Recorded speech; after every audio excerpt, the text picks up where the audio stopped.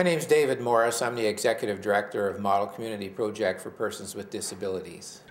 Our focus is on persons with disabilities of varying types, and it's to get them out of their homes and out and to be active.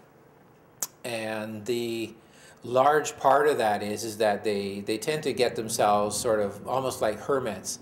Well, a lot of it comes down to money and getting out and being able to be picked up to get out, I think. I don't know, for me,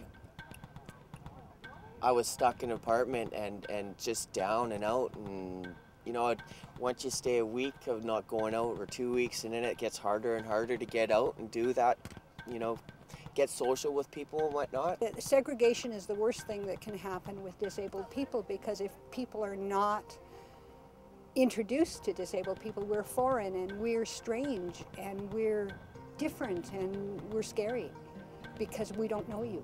But with these programs, you get to know each other, and we're just people. We might walk differently and we might do things differently, but we get it done, but we're people too. Another issue that came up for a lot of these people was cost.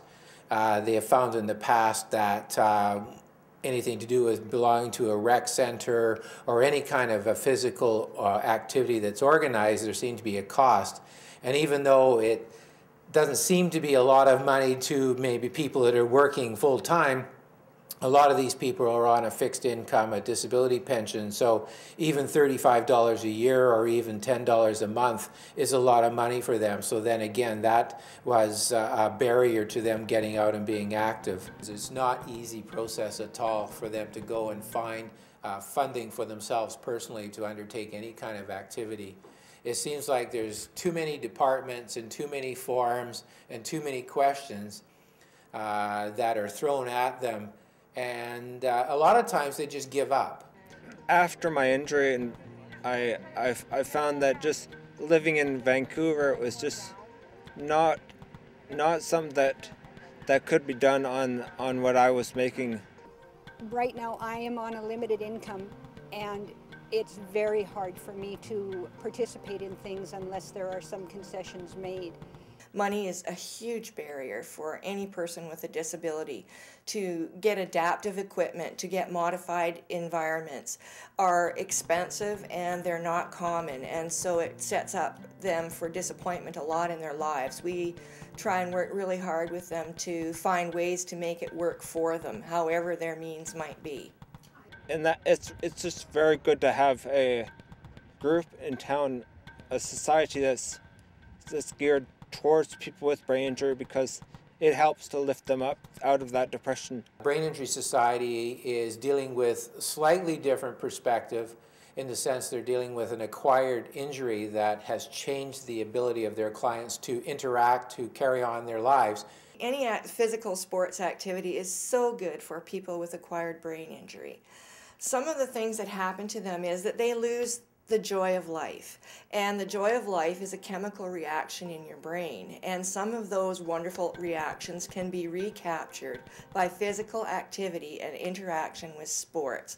And also we have found is that if they're more physically active, they are better employees. When we place them into employment programs, they're more alert, they can work longer, they can handle stress better.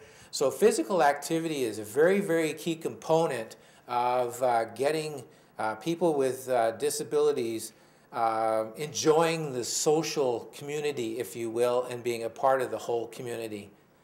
In my books, it's the best thing to get outdoors, you know. It's one day in my week that's mine to do, and I love it and I look forward to it. We have worked with the Parks and Recreation Center, and they've actually been quite good in the sense that they give us free passes for use at the rec center for members of the Disability Sport Club. So if they want to just go down and use the swimming pool or the fitness center, which has got now a new piece of adaptive equipment there that people in wheelchairs can use, they have been quite helpful there. It keeps you healthy.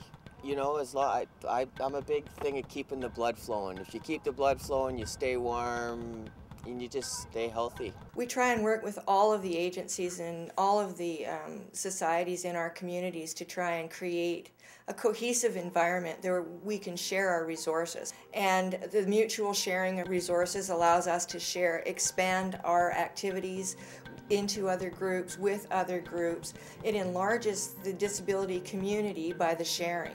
It's quite fun. I come out to every activity that I can up here.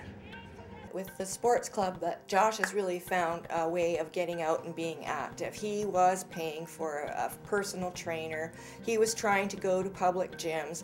He had transportation problems. He had a lot of things going on, and he was by himself. He's a little beacon on the road that says, look, I've come this far. Everyone can do this. We can all do this together.